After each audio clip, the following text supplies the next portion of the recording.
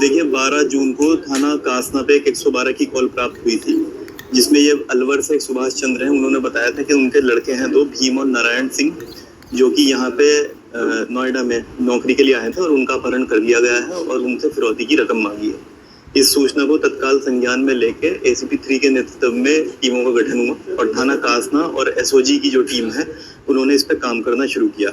जब इसमें हमने कुछ लिंक्स निकाले टेक्निकली और अपनी इंटेलिजेंस से, तो इसमें ये चीज़ें सामने आई कि इसमें कुछ ऑर्गेनाइज्ड गैंग है बेटिंग का, जो इसमें ऑपरेट कर रहा है और संभवतः वो लड़के भी उस गैंग्स में शामिल थे। इसके बाद कुछ जगहें चिन्हित हुई और कुछ बिसरक क्षेत्र की, ग्रेटर नोएडा वेस्ट की कुछ हमें लोकेशंस मिली, कासा ग्रैंड और कासा स्काई गार्डन सोसाइटी में, जहाँ पे हमने रेड करी और वहाँ से हमें लैपटॉप्स, मोबाइल, आधार कार्ड और 8 लोग गिरफ्तार हुए। उन 8 लोग में वो लोग भी शामिल हैं जिन्हें तथाकथित अपराध बताया गया था और बाद में पता चला कि ये सभी लोग बेटिंग रैकेट यहाँ पे संचालित कर रहे हैं। वो 2 लोग जिनकी अपहरण की सूचना दी थी वो भी इस बेटिंग रैकेट में शामिल हैं और उनसे कुछ हिसाब के लेन देन में गड़बड़ी हुई थी। उसके बाद उन्होंने ये योजना बनाई थी अपने मैनेजर्स के साथ कि अगर आप हमें अपहरण दिखाएंगे और हमारे घर वालों से ये पैसा मांगेंगे तो शायद ये इस तरह से आपका जो लॉस है 10 लाख का, ये पूरा हो जाएगा। इस पूरी सूचना के बाद यहाँ से जब उनका कॉल उनके घर गई अलवर, और अलवर जाने के बाद वहाँ से उनके पेरेंट्स ने पैसा ट्रांसफ़र किया, उसके बाद वो यहाँ आए और 112 की कॉल जनरेट हुई। इस तरह से पूरा ये घटनाक्रम की शुरुआत हुई और फिर ये थाना कासना और एसओजी टीम ने इस पूरी घटना का अनावरण किया है। जो इनके अपराध करने का तरीका है, जो इसमें रुद्र क्रिप्ट लाइव करके एक ऐप है और इसमें थाईलैंड में बैठे हुए कुछ लोग, विशाल, ध्रुव, सुखदेव, सनी जेतवा, ये 4 लोग इसको ऑपरेट कर रहे हैं विदेश से, थाईलैंड से, कुछ दुबई के भी इनके लिंक्स हैं। दिल्ली एनसीआर में इनकी लगभग 20 ब्रांचेज हैं और ये क्रिकेटिंग डे पे जब भी कोई मैच होता है, इस तरह की बात होती है, तो ये ऑपरेट करते हैं। हर ब्रांच में 7-8 लड़के, 3-4 लड़के हैं जो कि ये सब बैटिंग इनिशिएट करते हैं और उनके कुछ मैनेजर्स हैं। ये सब सैलरी बेस्ड हैं।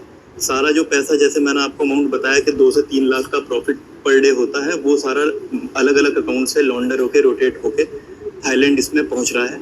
इस ऐप का सिस्टम, ये ऐप इंडिया में बैंड है। ये इसका प्रमोशन कुछ हमें पता चला है कुछ इन्फ्लुएंसर्स, और उसके साथ साथ जो सर्च जब हम कुछ करते हैं तो उसके बाद जो पॉपअप होके पेजेस पे आता है उसके थ्रू करते हैं। इंडिया में ऐप बैंड है।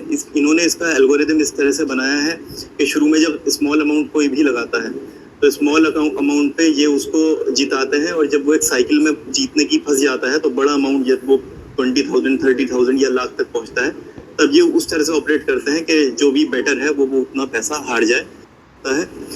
कोई भी बैटिंग लाइन जब ये नीचे बैटिंग शुरू कराते हैं तो जो बैटिंग लाइन, चाहे वो कोई यूज़र हो या फिर कोई ऐसा व्यक्ति हो जो अगले 10 यूज़र से इनको कनेक्ट करे, उस चेन को ये खुद से एक अपना अकाउंट देते हैं। उसी अकाउंट के ज़रिए सारी बैटिंग होती है। वो अकाउंट कैसे खुल रहे हैं, उनसे लिंक आधार कार्ड कैसे खुल रहे हैं, उनसे जुड़े हुए प्री एक्टिव सिम कैसे खुल रहे हैं, उस पर, और जो बाकी ब्रांचेज हैं उस पर, और जो मनी की पूरी ट्रेल है उस पर भी हम इस पर काम करेंगे। और ये एक बड़े इंटरनेशनल बैटिंग रैकेट का खुलासा। कितना मिला कितना आइडिया? अभी मैंने आपको बताया कि कुछ अकाउंट की जो है ये डिटेल्स हम निकाल रहे हैं, लेकिन बड़े करोड्स हैं, क्योंकि एक ब्रांच से पर डे 2 से 3 लाख का जनरेशन इसमें हो रहा था। कब से करें थी इसका? ये वाली जो इनकी ब्रांच है कुछ ही महीने पहले यहाँ पे एस्टेब्लिश हुई थी, जिसको मतलब हमने रेड करके पकड़ा है। बाकी कुछ ब्रांचेस इन्होंने बताई हैं दिल्ली में या एनसीआर के अन्य कई शहरों में, वो भी कुछ महीने, साल, 1.5 साल से एक्टिव है। सर आपने बताया कुछ इन्फ्लुएंसर से प्रमोट करें, हाँ, उनको नोटिस इसमें सर्व किया जाएगा। हम चिन्हीकरण का प्रयास जो है इसमें कर रहे हैं।